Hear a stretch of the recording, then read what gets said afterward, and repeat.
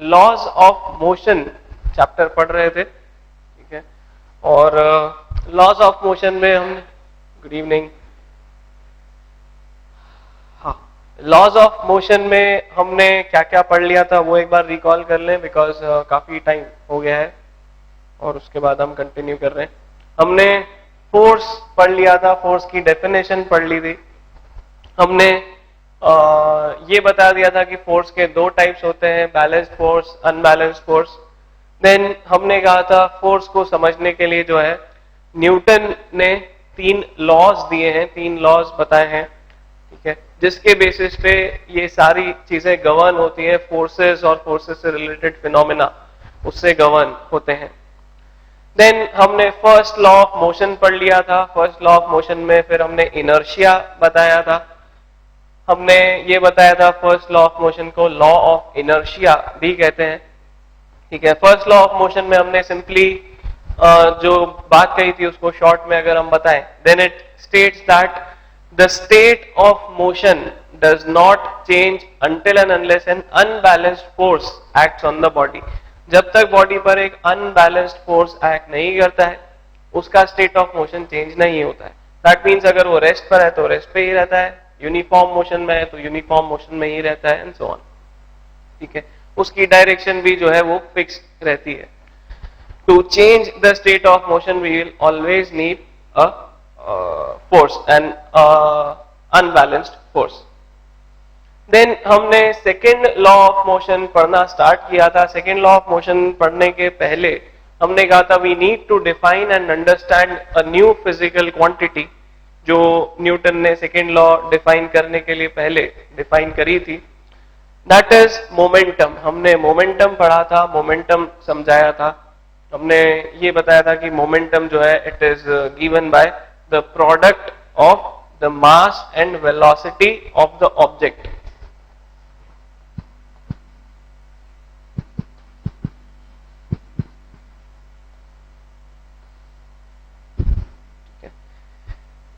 फिर change in momentum क्या होता है ये हमने बताया था।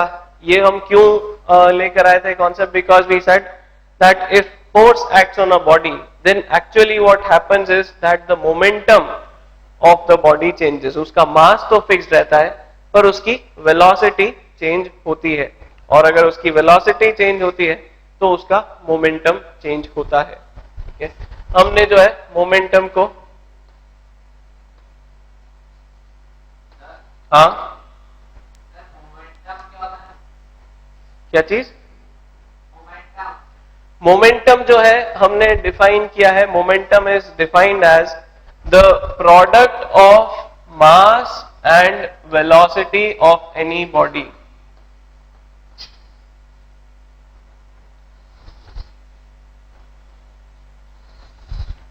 ठीक है, ये चीज हमने डिफाइन कर रखी है। हमने कहा था that momentum is defined as the product of mass and velocity of a body. किसी बॉडी का जो मास है उसमें उसकी वेलोसिटी को अगर हम मल्टीप्लाई कर दें तो जो हमें एक क्वांटिटी मिलेगी, that is defined as the momentum of the body, ठीक है। हमने इसको स्मॉल p से डिनोट किया था, और ये इसका हम फॉर्मूला बोल सकते हैं that p is equal to m into v।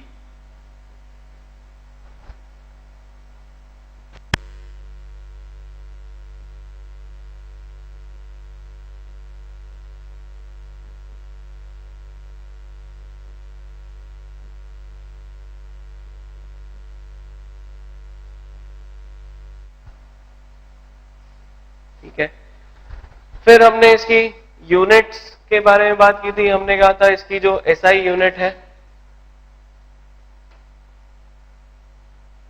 The SI unit is kg metre per second, क्योंकि मास जो है वो हम किलोग्राम में मेजर करेंगे एसआई में, और वेलोसिटी जो है वो मीटर पर सेकेंड में कैलकुलेट करेंगे, मेजर करेंगे। Therefore, the SI unit of momentum becomes kg meter per second.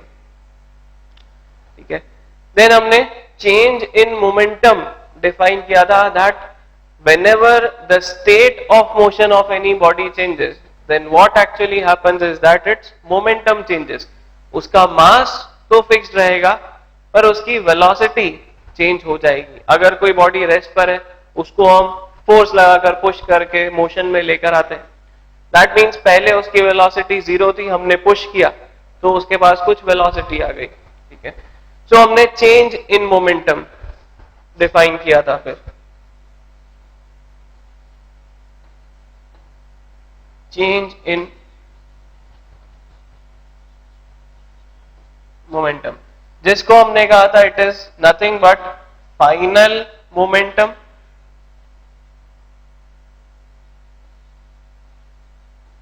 Minus initial momentum.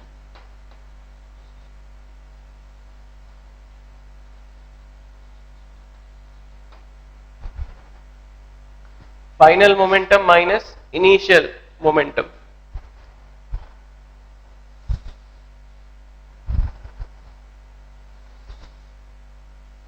ठीक है, इसको भी अगर हम नोटेशंस में लिखना चाहें तो हम इस तरह से लिखते हैं delta P is equal to M V minus M U.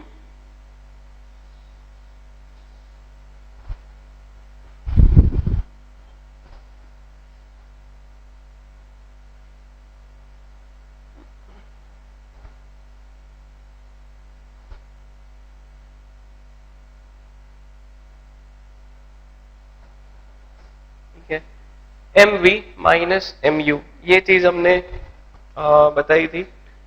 ये सब हम पढ़ चुके थे. इस पर बेस्ड हमने कुछ प्रॉब्लम्स किए थे, क्वेश्चंस किए थे, कैलकुलेशंस किए थे. एंड आफ्टर दिस अब इसके बाद जो अगला हमारा टारगेट था वो था हम Newton's second law of motion को डिफाइन करें, कंसेप्चुलाइज करें, उसका स्टेटमेंट दें और उसको हम समझें कि Newton second law of motion exactly क्या कहता है, क्या स्टेट करता है.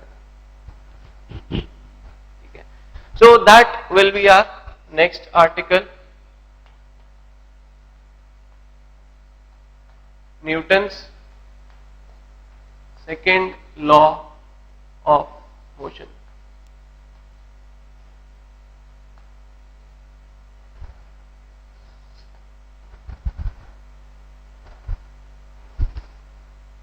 Newton's second law of motion.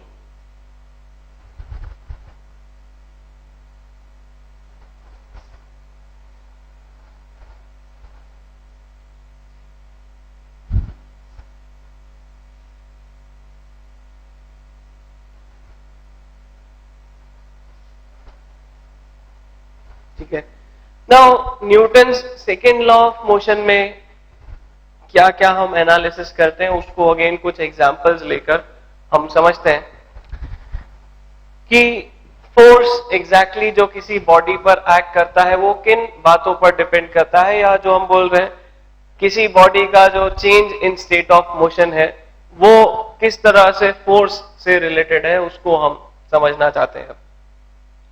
So we take a very simple example. हम एक बहुत ही सिंपल सा एग्जाम्पल लेते हैं.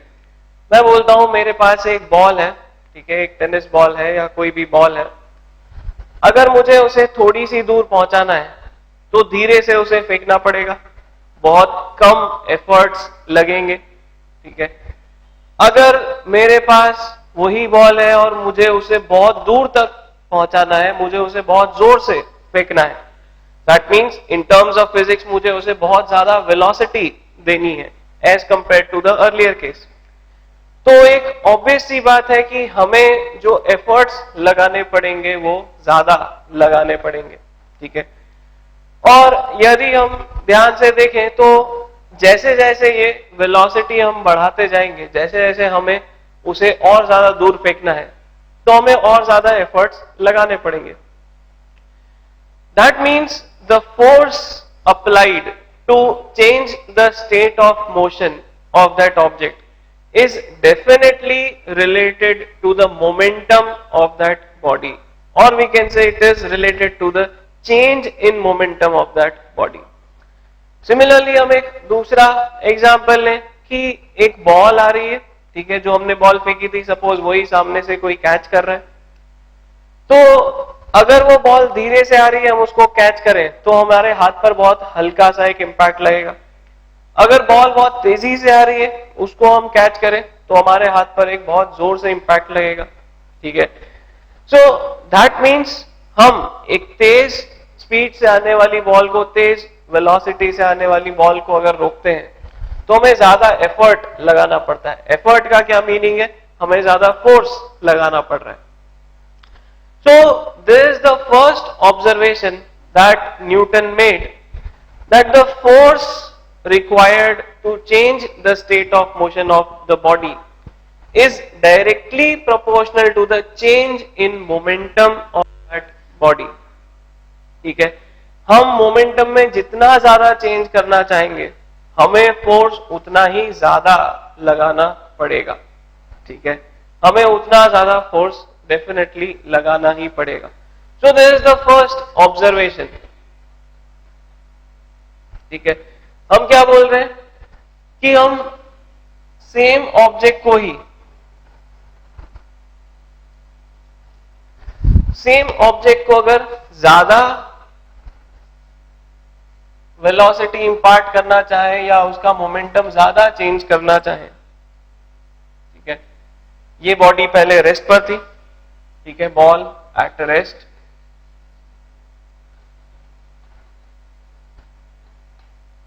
ठीक है, इसको हम फोर्स लगा के, यहां से हम इसको पीछे से फोर्स लगा के पुश करके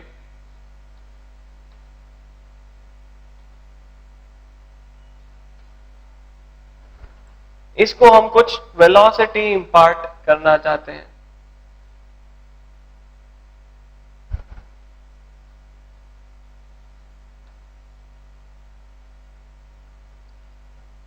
ठीक है,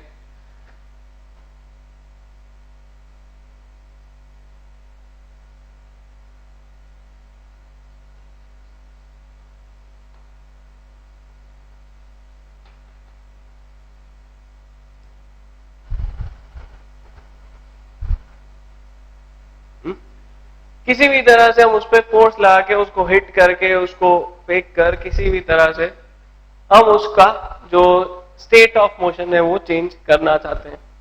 then what is our observation? हम क्या ऑब्जर्व कर रहे हैं? That the force required, the force required to change the state of motion of an object is directly proportional to the change in momentum of that object. हम उसके momentum में जितना ज्यादा चेंज करना चाहेंगे, उतना ही ज्यादा उसके उस पर हमें फोर्स लगाना पड़ेगा। ठीक है, force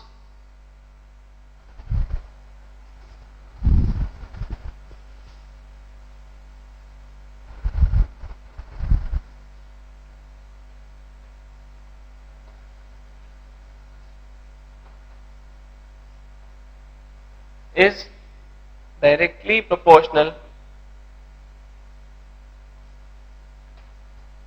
change in momentum.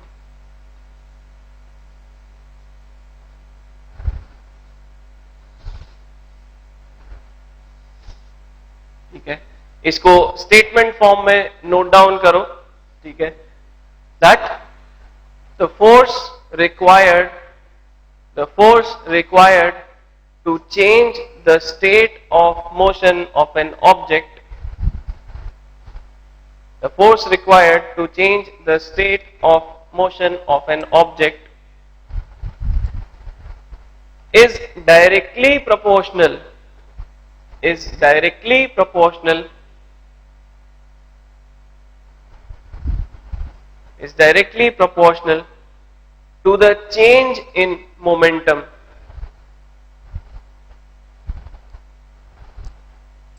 is directly proportional to the change in momentum required.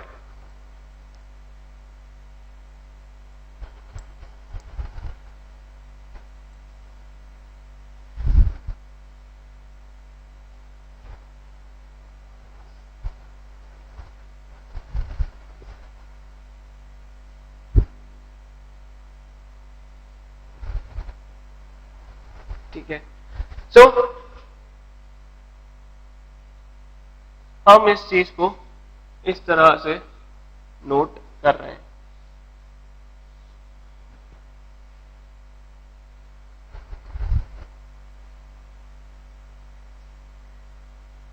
F directly proportional to delta P।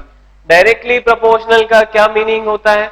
That means अगर हमें चेंज इन मोमेंटम डबल करना है तो फोर्स भी डबल करना पड़ेगा। अगर हमें चेंज इन मोमेंटम हाफ करना है तो हम फोर्स को भी हाफ कर देंगे। ठीक है, this is the meaning of direct proportionality. कि अगर हमें इस बॉल को 0 से सपोज 10 मीटर पर सेकेंड तक ले जाने में कुछ अमाउंट ऑफ फोर्स लगता है, तो उसको 20 मीटर पर सेकेंड तक ले जाने में उसका डबल फोर्स लगेगा। We'll require double the amount of force in that case.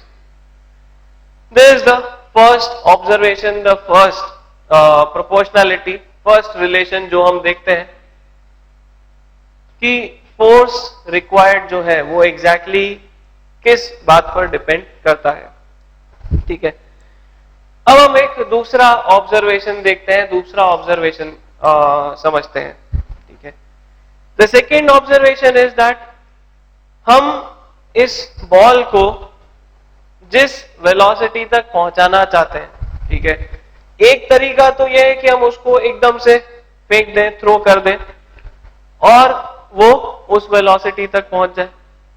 दूसरा तरीका यह है कि सपोज हम उसको धीरे धीरे हिट करते जाएं, we keep on hitting it, और फिर उसकी जो वेलोसिटी है वो उतनी अटेन हो जाए। ठीक है, या हम एक ब्लॉक कंसिडर करें, जमीन पर एक ब्लॉक रखा हुआ है, ठीक है, उसको हमें कुछ फिक्स्ड वेलोसिटी तक पहुंचाना है। तो एक तरीका यह है कि हम उसको एकदम से ढेर सारा फोर्स लगा दें, एकदम से बहुत जोर से पुश कर दें और वो उस वेलोसिटी तक पहुंच जाए। दूसरा तरीका यह है कि हम उसको धीरे धीरे पुश करते जाएं, आगे बढ़ाते जाएं और फिर वो उस वेलोसिटी तक पहुंच जाए, उस वेलोसिटी को अटेन कर ले। ठीक है, सो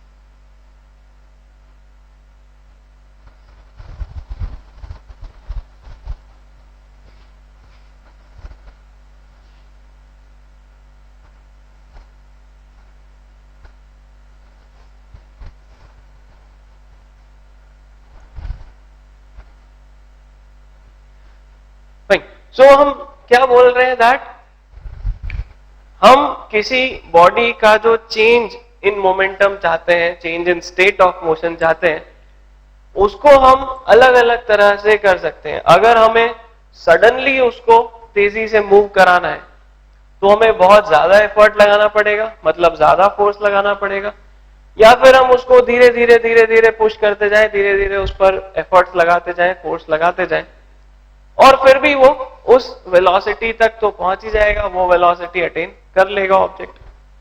ठीक है, that means there is one more factor, यहां पर एक और फैक्टर है जिस पर वो फोर्स रिक्वायर्ड जो है वो डिपेंड कर रहा है। अब जल्दी से कर देने का और धीरे धीरे करने का क्या मतलब है? फिजिक्स के टर्म्स में हम उसे क्या बोलेंगे? दैट द टाइम रिक्वायर्ड, ठीक है, जो भी हम टाइम उसमें ले रहे हैं वो चेंज कर रहा है। जल्दी से पुश करके अगर हमने कर दिया तो वो बहुत कम टाइम में हो रहा है, अगर हम धीरे धीरे उसको पुश करके उस वेलोसिटी तक पहुंचा रहे तो ज्यादा टाइम लग रहा है। So this is our second observation, ये हमारा सेकेंड ऑब्जर्वेशन होगा that if we have the same object, हमारे पास एक ऑब्जेक्ट है, हम उस पर थोड़ा सा फोर्स लगाते हैं, we apply a gentle force, a small force on it, और फिर वो बहुत देर बाद जो है, बहुत देर बाद वो ऑब्जेक्ट कुछ वेलोसिटी अटेन कर लेता है। दूसरा केस हम ले रहे हैं कि हम उसी ऑब्जेक्ट पर, उसी ब्लॉक पर एक बड़ा फोर्स लगाते हैं, we apply a large force on it, और फिर वो जल्दी ही बहुत कम समय में उतनी वेलोसिटी अटेन कर लेता है।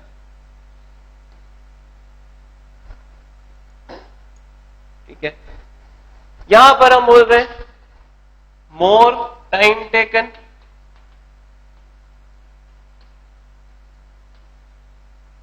ठीक है, इधर लेस टाइम टेकन। ठीक है, जहां पर ज्यादा टाइम लिया वहां पर फोर्स कम लगाया, जहां पर कम टाइम लिया वहां पर फोर्स ज्यादा लगाया। ठीक है, more force applied, more time taken, less force, less time taken, more force applied.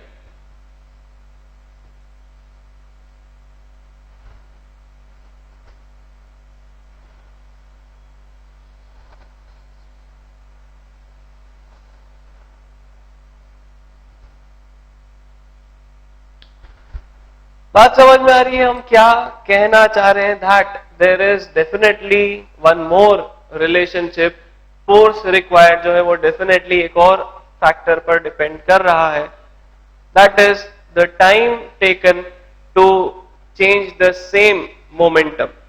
Same change in momentum के लिए कितना टाइम हम ले रहे हैं उस पर भी फोर्स डिपेंड करेगा। लेकिन यहां पर कैसा डिपेंडेंस है? उल्टा डिपेंडेंस है। More the time taken, less is the force required. Less is the time taken, more is the force required. Such type of relationship is called inverse relationship. ठीक such type of relationship is called inverse relationship. इसको हम inverse relationship बोलते हैं. That as the time taken increases, the force required decreases. ठीक है, तो जैसे हमने पहला वाला स्टेटमेंट लिखा था उसी तरह से यहां पर भी हम एक स्टेटमेंट लिखें। ठीक है, नोट दिस डाउन, इस स्टेटमेंट को लिखे हम। हाँ,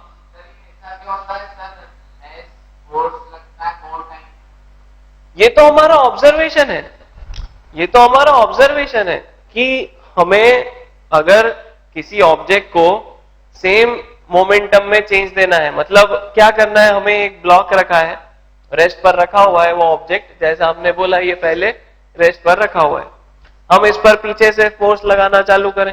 ठीक है, धीरे धीरे धीरे धीरे, और कुछ देर बाद हम देखेंगे कि उसकी वेलोसिटी कुछ पर्टिकुलर अटेन हो जाएगी, से 10 metre per second, for example से 10 मीटर पर सेकेंड। तो हम ये बोल रहे हैं कि ये अगर हमें 10 मीटर पर सेकेंड बहुत जल्दी अटेन करवाना है, ठीक है, यहां पर भी अगर हमें 10 मीटर पर सेकेंड ही पहुंचाना है तो हमें ज्यादा एफर्ट लगाने पड़ेंगे अगर हमें वो चीज जल्दी करनी है। इसका रीजन क्या है? इसका रीजन सिंपली है कि हम जल्दी से उसको उस वेलोसिटी तक पहुंचा रहे हैं तो हमें ज्यादा एफर्ट लगाने पड़ेंगे। There is a practical observation, हम ये एक्सपेरिमेंट कर रहे हैं, हम ये एक प्रैक्टिकल कर रहे हैं, उसमें ये चीज ऑब्जर्व कर रहे हैं। जैसे यहां पर हमने एक प्रैक्टिकल ऑब्जर्वेशन देखा कि बॉल को जितना जोर से फेंकना है उतना ज्यादा हमें फोर्स लगाना पड़ेगा। This is an observation, this is a practical observation, करके देखो, हमेशा ऐसा ही होगा। ठीक है ना, लॉज जब भी बनते हैं, whenever we study about a law, then we'll always see that it is based on practical experimental observations. वो हमेशा कुछ experiments, कुछ observations के आधार पर ही दिया जाता है।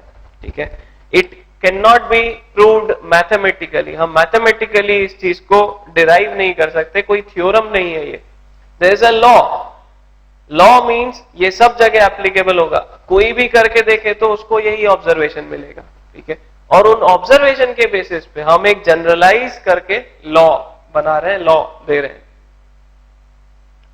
ठीक है, सो यहां पर हमारा स्टेटमेंट क्या होगा, हमारा ऑब्जर्वेशन क्या है,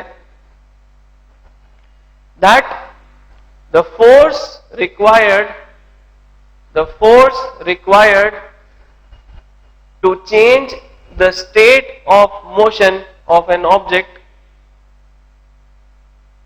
the force required to change the state of motion of an object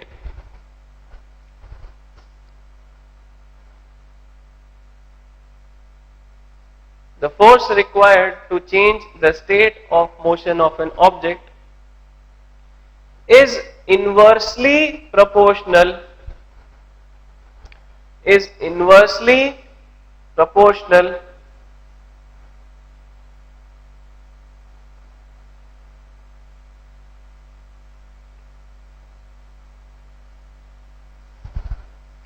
is inversely proportional to the time duration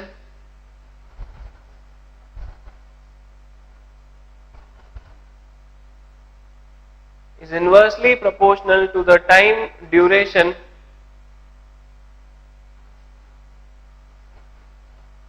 required to bring that change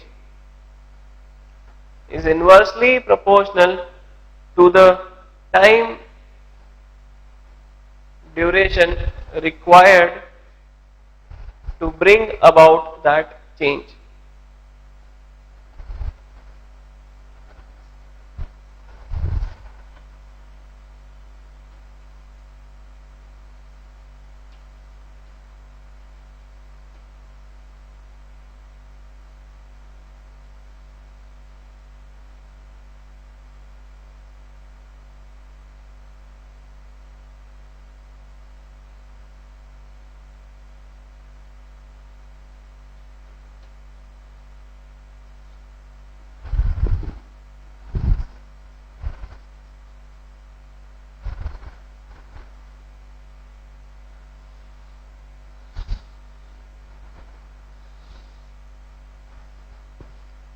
ठीक है, इनवर्स प्रोपोर्शनैलिटी को डिनोट करने का तरीका ये होता है, ये जो है प्रोपोर्शनैलिटी का साइन होता है, जैसे हमने यहां भी यूज किया है.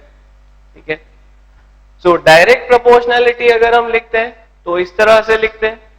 ठीक है, force required directly proportional to change in momentum. Inverse अगर हम लिखते हैं तो इस तरह से लिखते हैं, force required proportional to 1 upon time duration.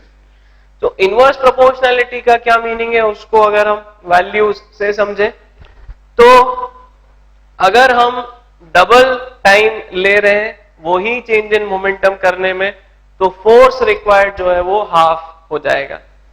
For the same change in momentum if we are taking double the time then the force becomes half. If we are taking half the time, then the force will become double. Force required will become double. जो भी force required है वो double हो जाएगा. ठीक है, इस तरह से हम उसको लिख सकते हैं.